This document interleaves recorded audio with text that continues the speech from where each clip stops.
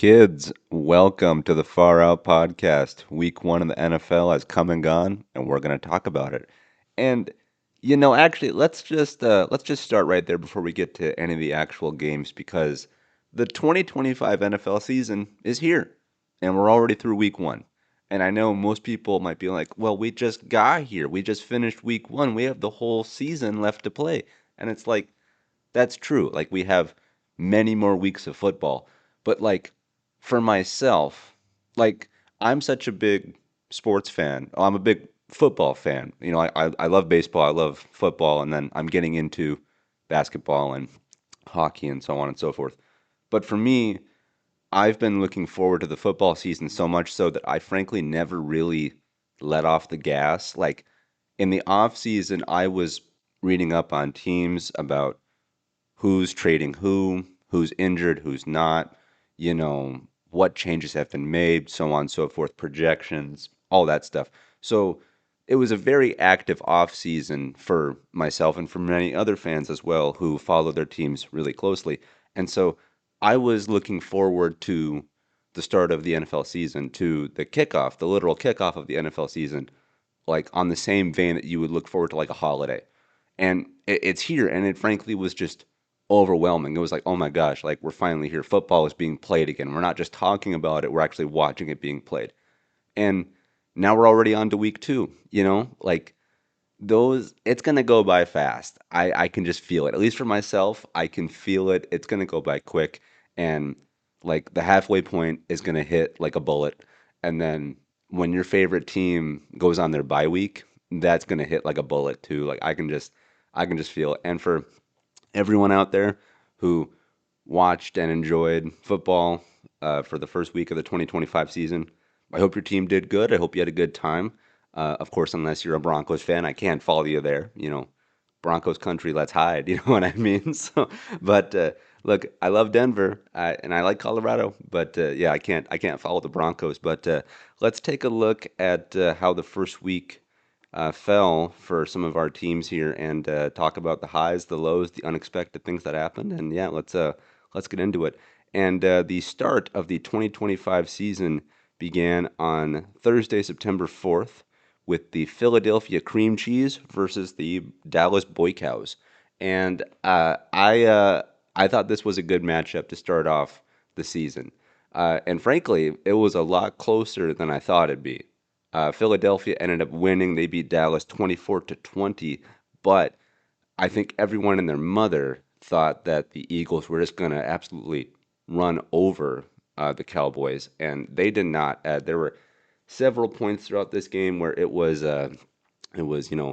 neck and neck, throw for throw. I believe at one point Dallas had the lead for a bit there, and like Dallas was certainly the underdog going into this game because I think everyone thought that the Philadelphia Eagles were going to just begin their relentless march throughout the freaking division. They're going to lead the whole way to the Super Bowl yet again because they're kind of one of the dominant forces in the NFL. When a new season starts, it's like, oh, who's going to be good? Okay, let me guess. The Chiefs, Eagles, Ravens, Bills, so on and so forth. It's the same thing. It's like, oh, a new season. Well, let's think who's going to be bad. Probably the Browns, Carolina, the Jets, so on and so forth.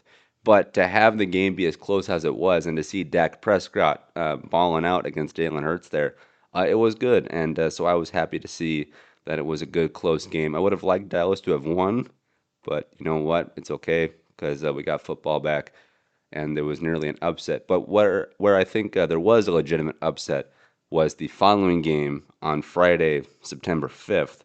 That was against the Los Angeles Chargers and the Kansas City Chiefs. The Chargers beat the Chiefs 27-21, and I don't think people expected this because very similarly to the Philadelphia and Dallas game, I think people looked at Chargers versus Chiefs and went, "Oh, clearly the Chiefs are the favorite. They're going to roll over the Chargers and begin their march to the Super Bowl as well."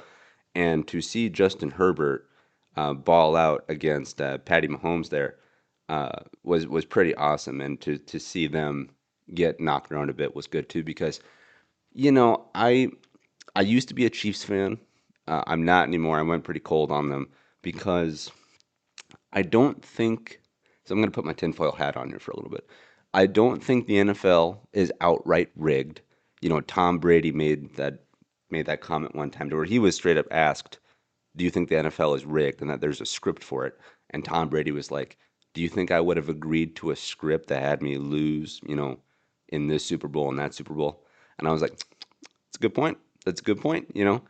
And so I don't think the NFL is outright scripted. However, I do think that there are outward influences that are leading to some shenanigans in some games, specifically with the Chiefs, because to pull it back to Tom Brady, I think that the NFL has greatly missed Tom Brady, and more specifically, they missed the combination of Tom Brady and Gronkowski, Brady and Gronk.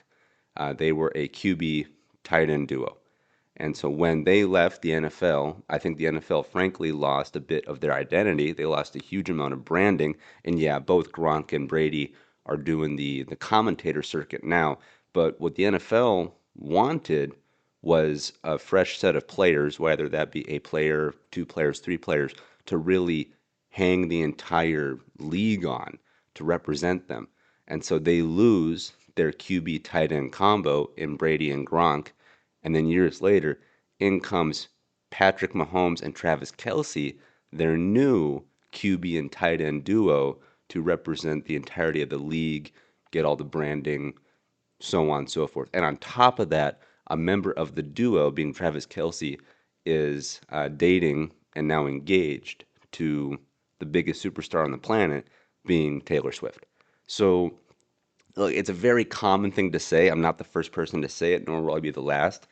But I mean, the influence of Taylor Swift is 100% real. That's quantifiable from a literal metric standpoint. There have been more viewers for the NFL since she got involved with Kelsey because now all of her fans are checking out the game just to watch Travis Kelsey and to watch the Chiefs and to see if she will appear on TV and whatnot.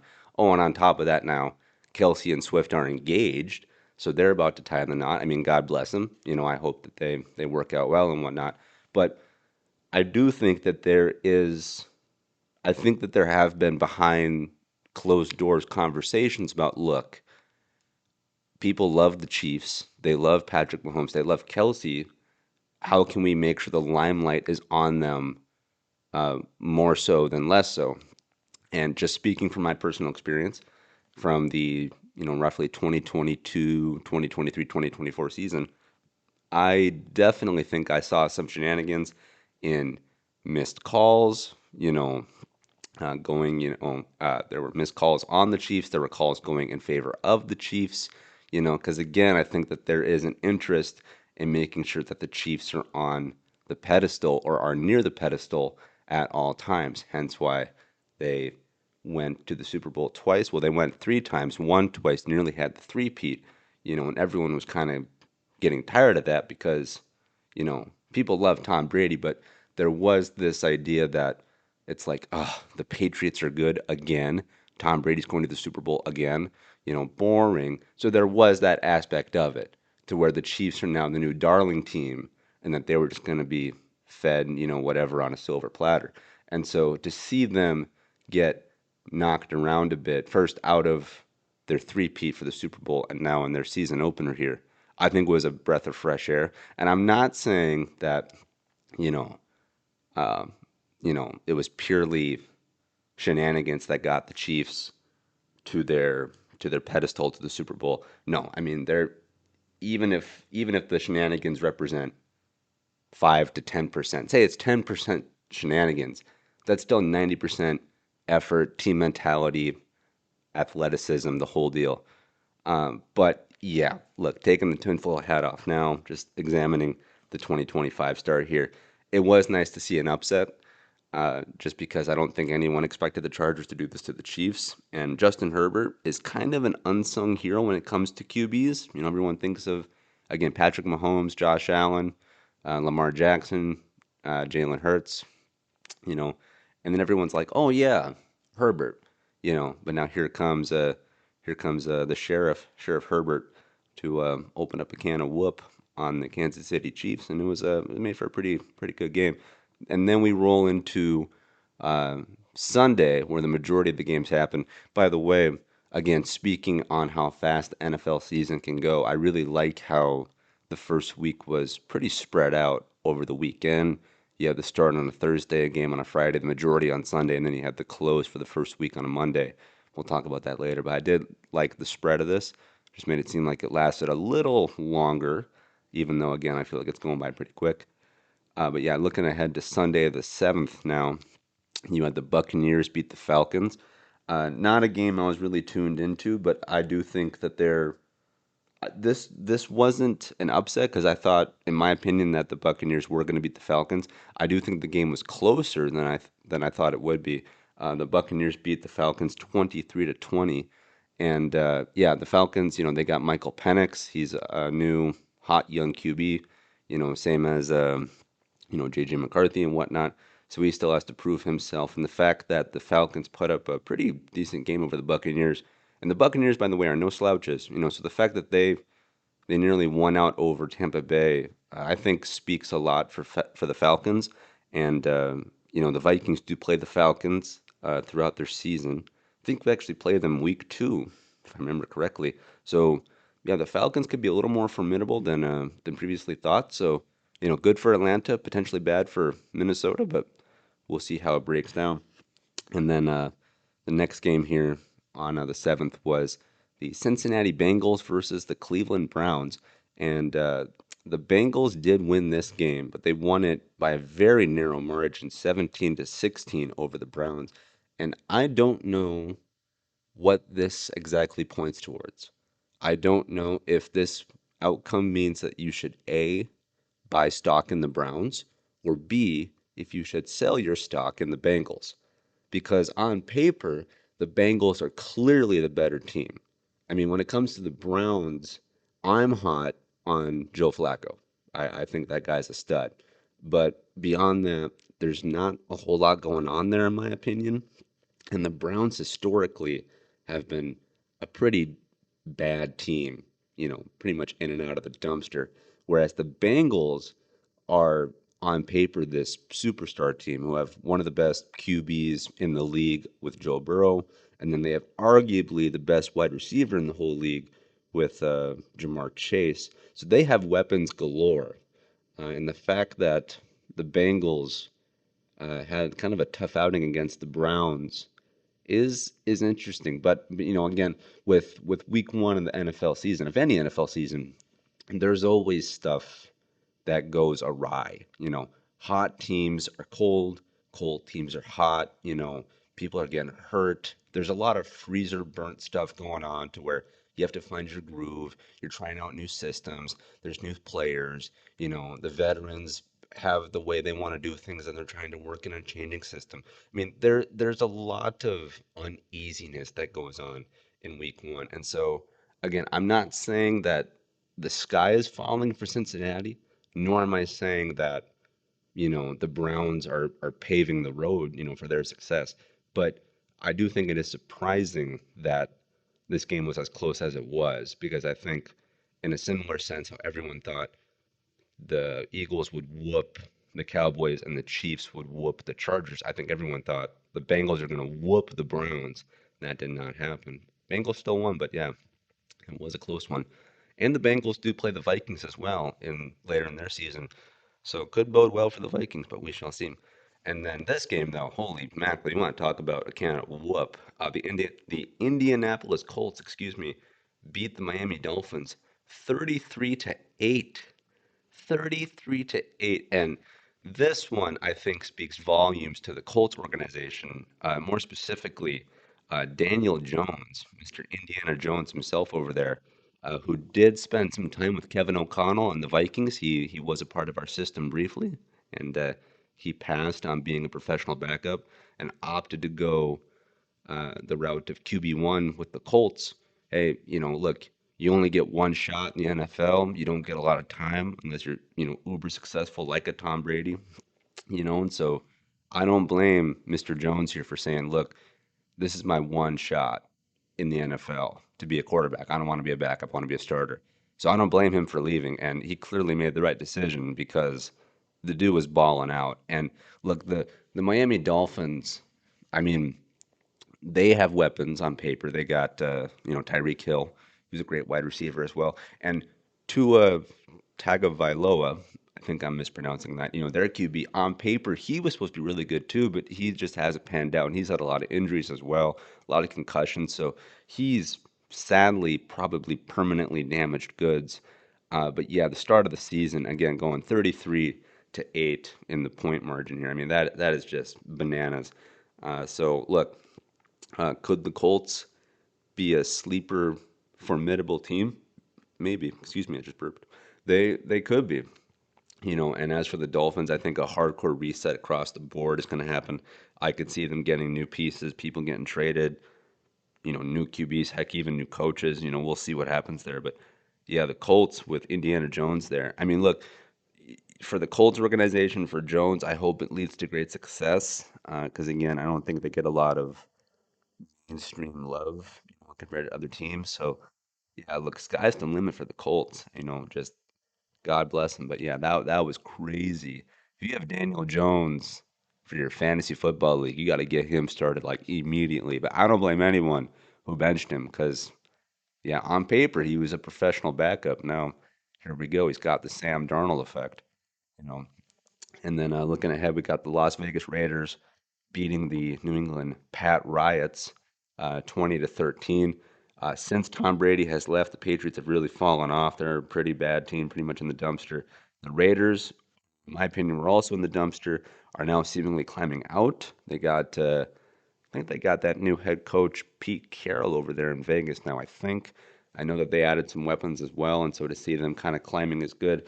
I I am sad about the purge of sports teams from specifically Oakland and now going to Vegas. I don't really like the the conglomerate that is Vegas sports. Because again, we had the Oakland Athletics and we had the Oakland Raiders. You know, so as an organization, I'm happy to see them. You know, have success, at least on a small sample size. I just wish that Vegas would kind of cool their jets. But hey, look, they still got the same logo and the same colors and all that. It's just a different home for them. But yeah, so I mean, good on the Raiders. And like I said, the Patriots were a dynasty for the longest time. So people, we needed this to happen to the Patriots. We needed them to come back to earth for a bit. And I think the same needs to happen for the Chiefs as well. So eventually the Patriots will turn it back around. I honestly thought that maybe this year would be their year, and it still could be. Again, it's a small sample size, only 1 week, one game, because the Patriots also have their rookie QB in Drake May, and he looked good in the offseason. So, sky's the limit for them as well. But yeah, they're getting off to a poor start, being 0-1 here against the Raiders. And then looking ahead to the Cardinals versus the Saints, Arizona versus New Orleans. Got the Cardinals winning 20-13. And yeah, sadly, the Saints really have kind of fallen off as well. They're predicted to be one of the worst teams in the league, I think, just kind of overall from a personnel perspective, from a win total perspective, the whole deal. And, the Cardinals, I think, are kind of a quiet sleeper team. They got some weapons there, too. So, yeah, just not a whole lot to talk about here with this one. I do wish the Saints at one point would bounce back because I have a nice soft spot in my heart for Drew Brees, but, you know, uh, you know, these things change. Teams that are hot are not. Teams that are cold are not. And so these things will change over time. It could take years, could take seasons, but we'll see how it shakes out. And then looking ahead, this one was a crazy game. The Pittsburgh Steelers versus the New York Jets, the new home of Aaron Rodgers versus his old home. Because he went from Green Bay to the Jets, almost to the Vikings. He almost followed a Brett Favre route. But instead of the Jets, he went to the Steelers. But the Jets were looking to get rid of him because Rodgers was reportedly toxic and not really working with that organization. And Aaron Rodgers, they had a bad breakup, the Jets and Rodgers goes across the street to Pittsburgh and says, "Hold my beer," and balls out. he's now the oldest QB in the league, I think. I think he's pushing 40, if not 41. And so, yeah, he's up there, and everyone's, thinking this is it. This is his last year, his last gasp. The, you know, the, you know, the legend is getting too old now. He should have retired years ago, type stuff. And frankly, with the Jets, we all kind of look. I watched that Jets game, excited to see Rodgers have one last shot, see what left he has in the tank there, because he was Mr. Green Bay Packer for the longest time. Then he goes to the Jets. The whole world thinks, okay, what do you got for us? And he blows his leg on the first drive of the season. He runs out the American flag and then blows his leg. You know, and then like I said, there are all these comments made from him and about him regarding the Jets, and so they had this bad breakup, very public bad breakup, and he goes to the Steelers, which, I mean, honestly, I'm surprised a team even picked him up at all. And then, yeah, to go to the Steelers, I don't think anyone expected him to have as good of a start as he did, multiple touchdowns, stuff like that. So look, good for Rodgers and good for the Steelers, and the Steelers on paper could be formidable too. They got a really strong kicker and defense going there too. That won't necessarily win you games exclusively, but they also got DK Metcalf. And look, if Rodgers is going to ball out, then you better watch out. So we'll see what happens. But yeah, I do like the Steelers as a franchise, as an organization, and I like Rodgers too. I again, he's one of these aging greats alongside Brady and Drew Brees and Peyton and Eli Manning. So, I want to see him go out on a high note. And if this is it, then yeah, baby, keep going. Then you got this game here. You got the Jaguars and the Panthers. The Jaguars beat the Panthers 26-10. I want to see both of these teams succeed. I think they're overdue. You got Jaguars with their QB Lawrence. What's his name?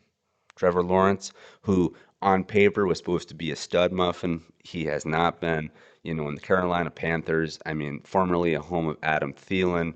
Now he's back with the Vikings. So I want to see both of these teams succeed because I like when underdogs, I like when bad teams make comebacks. Again, me being a Vikings fan, we've been in the dumpster for years. And so to have us come out and, chase championships, like that's great. Same for the Detroit Lions as well. Detroit was a dumpster team. Now they're making a name for themselves. So the Jaguars and the Panthers are overdue for a comeback in a big bad way. And yeah, it just stinks that they had to play each other because one of them had to lose. Would have been great if both of these teams could have won, but yeah. So I'm happy to see that at least the Jaguars are off to a decent start here. Hopefully the Panthers can come back, but yeah, the Jaguars beat the Panthers 26-10, and then you got my dreaded Denver Broncos versus the Tennessee Titans. 20-12, the Broncos win. The Broncos have weapons. They got Bo Nix, who seems to be a pretty good QB, and they have arguably the best defense in the entire league. And despite my disgust with the Broncos organization, I have their defense in one of my fantasy leagues, and they freaking carried me to a win in week one. So, look, I'll tip my hat to you, Broncos, but that's about it for me. And yeah, regarding the Titans, I mean, I've completely forgotten about them. I can't name a single player on that team right now. Um, if I had to put a gun to my head, Tony Pollard is a Tennessee Titan, I think. But yeah, the Broncos beat the Titans, and whatever, but there's that. Then you got the 49ers versus the Seahawks, the Sea Pukes. The 49ers beat the Seahawks 17-13. This one was interesting because Seattle is the new home of Sam Darnold, Darnold Dimes, formerly with the Vikings, who had a Hall of Fame run with the Vikings, and then went to Seattle and got a huge payday. Which again, I don't blame him. He did the Daniel Jones route, kind of sorta. But yeah, to see him get off on a bad foot. I don't think he'll have a complete crash to earth. I don't think this is a complete regression of Sam Darnold. But yeah, under Sam Darnold, the Vikings went like 14-2 or something. He was balling out constantly. He had that one, 90 plus yard touchdown pass to Justin Jefferson against the 49ers, funny enough. And now, yeah, for the Seahawks here to start off with Darnold, where I don't think he threw any touchdown passes.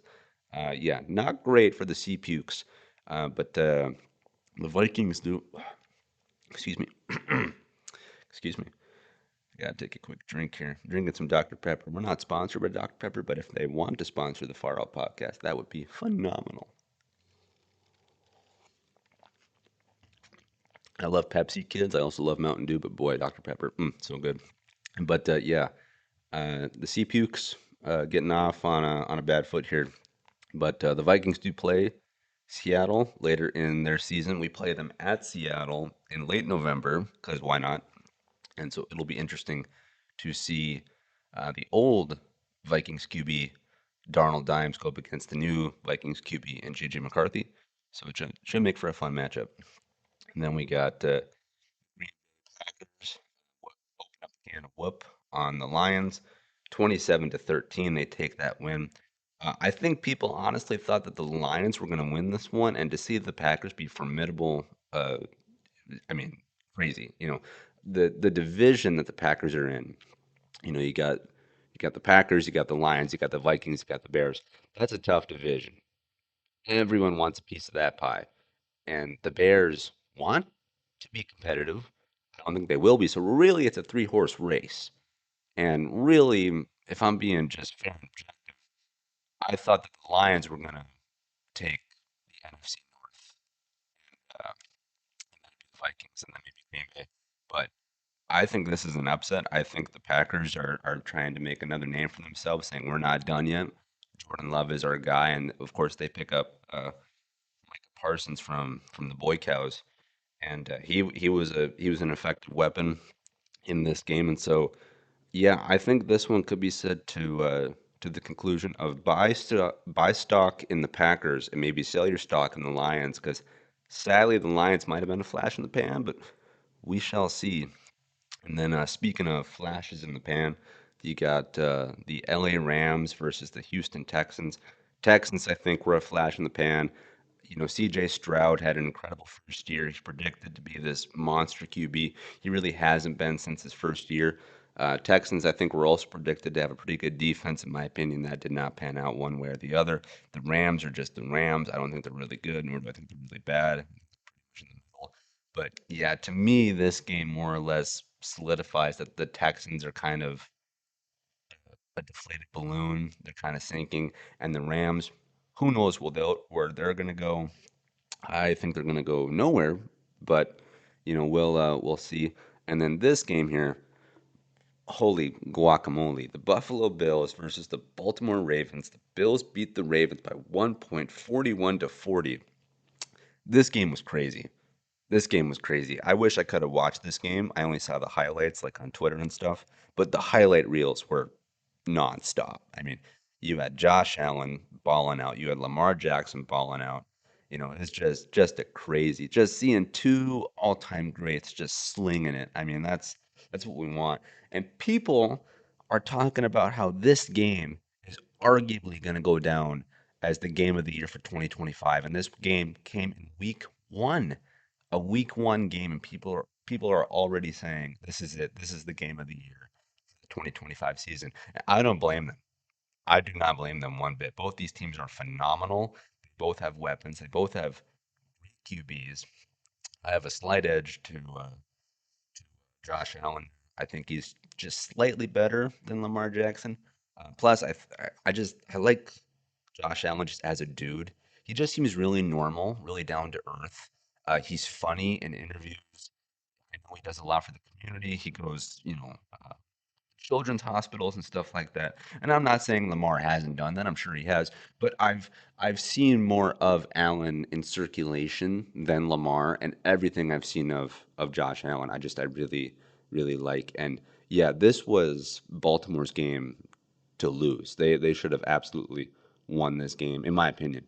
And to see the Bills fight back is crazy. I heard reports that fans were leaving the stadium like halfway through the game, which to me is crazy because let's break this down for a bit too. Going to an NFL game is not like going to a baseball game. Okay, I can go to a Twins game for $50.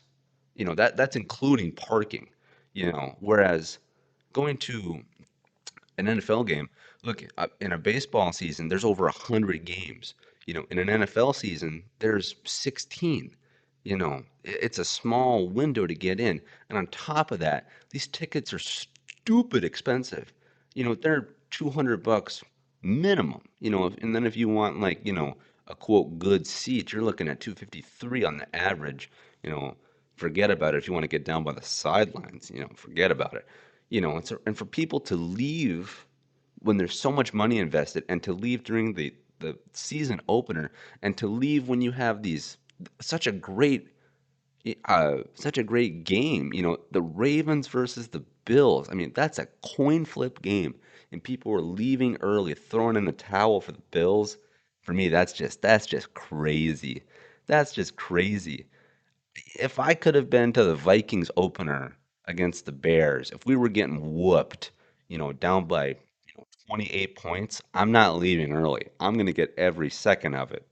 Again, just for the price alone, but who doesn't love to see a comeback? I want to say I was there for that. And so, yeah, for the people that left early for the Bills game, freaking shame on you. Have faith in your team. Have faith in Josh Allen. But yeah, and then getting to the previously mentioned Bears versus Vikings, like, okay, okay, here we go. Here we go. Here we go. So this is an interesting game because look, it was the start of J.J. McCarthy, supposedly the messiah for the Vikings. We were going to finally get our franchise QB. We were finally going to get our Josh Allen, our Lamar Jackson, our Patrick Mahomes. There was a lot of anticipation, a lot of expectations on J.J. McCarthy going into the start of this season. Of course, he did not start at any point last season because he had an injury. So we're all holding our breath. And again, we're going up against the Bears, and the Bears have historically not been a great team. And so this should have been like shooting fish in a barrel.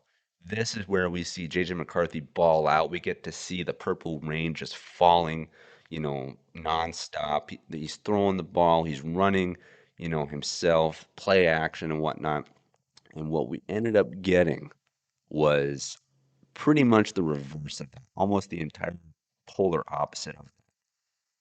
The Vikings won the game 27-24. But I'm going to tell you right now, I don't think we should have. I think that this game was the Bears to lose, and they lost. And even though I was in the minority, if you go back on the podcast when I made my picks ahead of the season, I had the Bears beating the Vikings. Now, I, of course, hoped the Vikings would win, and I want the Vikings to win, but just speaking objectively speaking, really here, speaking, in a real, you know, context, um, the Bears, their QB had more experience. They have a new head coach coming from Detroit. On paper, their defense is all right. They're more known for their defense than their offense historically, anyway. In the Vikings again, we got the new QB. We also vamped up revamped our own defense as well. So it would have been a coin flip. But again, I gave that slight edge to the Bears, and sadly, I thought I was right because that first half was atrocious. J.J. McCarthy looked like he was a deer in the headlights. He looked nervous, to be honest, which, frankly, who the crap wouldn't be? Okay, I don't care how experienced you are in the NFL. Uh, every game, every snap, if you're a QB, you have people running at you, trying to tackle you with their body. They are their sole objective is to put you on the ground in a painful manner. Like, yeah, that's gonna absolutely make you sweat. Oh, and on top of that, JJ McCarthy has a phone. He has internet access, and so surely he has seen everything that people are saying. How he's the future of the franchise. He's gonna get us the first Super Bowl. He's the new franchise QB. He's gonna be here for a minimum of 10 years. He's the new Tom Brady, the new Patrick Mahomes, and so he's probably nervous as can be, thinking he has to live up to that. And then he goes out there and he does not. He's stumbling and bumbling and throwing incompletes and getting sacked and whatever. And it wasn't good. I think in the first half alone, we didn't convert one third down, went like 0 and 6 or something on third downs. I mean, and before JJ McCarthy had his first touchdown pass, he throws this pick six, and I was like, oh my gosh, I was like, that's it. I thought the Bears had iced it. I really did with that pick six. I was like, yeah, I give our chances are probably less than 15%, and but then in typical Vikings fashion, we lead this monster comeback in the second half, in the fourth quarter specifically, 21 unanswered points to bring the Vikings their win, 27-24. And yeah, look, this team on paper is great. You got a good kicker in Big Leg Bill, in Reichard. You got weapons for wide receiver. You have Justin Jefferson, arguably wide receiver one in the entirety of the league. You got Adam Thielen back from Carolina.